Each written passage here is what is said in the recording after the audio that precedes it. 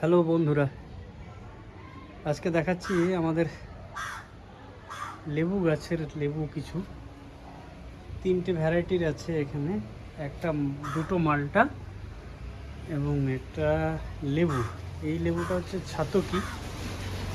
বেশ কয়েকটাই রয়েছে এখনো পর্যন্ত, অনেক ধরেছিল, প্রচুর গোটা গাছ জুড়ে ধরেছিল, কিন্তু এখনো পর্যন্ত 8-9টা মতো রয়েছে।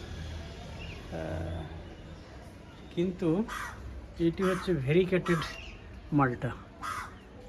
একটাই থেকেছে, কিন্তু আবার এটা ফেটে গেছে।